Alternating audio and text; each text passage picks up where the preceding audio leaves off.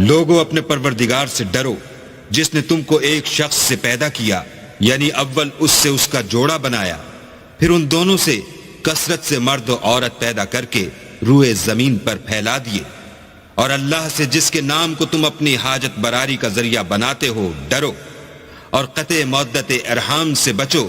کچھ شک نہیں کہ اللہ تمہیں دیکھ رہا ہے۔ اور یتیموں کا مال جو تمہاری تحویل میں ہو ان کے حوالے کر دو، اور ان کے پاکیزہ اور عمدہ مال کو اپنے ناقص اور برے مال سے نہ بدلو، اور نہ ان کا مال اپنے مال میں ملا کر کھاؤ کہ یہ بڑا سخت گناہ ہے۔ اور اگر تم کو اس بات کا خوف ہو کہ یتیم لڑکیوں کے بارے میں انصاف نہ کر سکو گے تو ان کے سوا جو عورتیں تم کو پسند ہوں، 2 یا 3 یا 4 ان سے نکاح کر لو۔ اور اگر اس بات کا اندیشہ ہو کہ سب عورتوں سے یکساں سلوک نہ کر سکو گے تو ایک عورت کافی ہے یا لونڈی جس کے تم مالک ہو،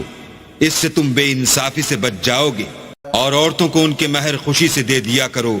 ہاں اگر وہ اپنی خوشی سے اس میں سے کچھ تم کو چھوڑ دیں تو اسے ذوق و شوق سے کھا لو۔ اور بے عقلوں کو ان کا مال جسے اللہ نے تم لوگوں کے لیے سبب معیشت بنایا ہے مت دو، ہاں اس میں سے ان کو کھلاتے اور پہناتے رہو، اور ان سے معقول باتیں کہتے رہو۔ اور یتیموں کو بالغ ہونے تک کام کاج میں مصروف رکھو، پھر بالغ ہونے پر اگر ان میں عقل کی پختگی دیکھو تو ان کا مال ان کے حوالے کر دو،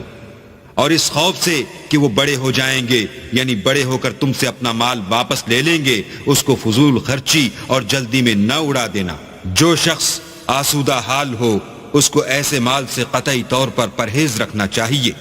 اور جو بے مقدور ہو وہ مناسب طور پر یعنی بقدر خدمت کچھ لے لے۔ اور جب ان کا مال ان کے حوالے کرنے لگو تو گواہ کر لیا کرو، اور حقیقت میں تو اللہ ہی گواہ اور حساب لینے والا کافی ہے۔ جو مال ماں باپ اور رشتہ دار چھوڑ مریں، تھوڑا ہو یا بہت، اس میں مردوں کا بھی حصہ ہے اور عورتوں کا بھی،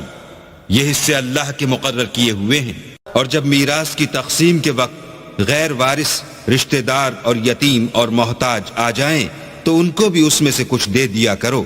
اور شیریں کلامی سے پیش آیا کرو۔ اور ایسے لوگوں کو ڈرنا چاہیے جو ایسی حالت میں ہوں کہ اپنے بعد ننھے بچے چھوڑ جائیں، اور ان کو ان کی نسبت خوف ہو کہ ان کے مرنے کے بعد ان بیچاروں کا کیا حال ہوگا۔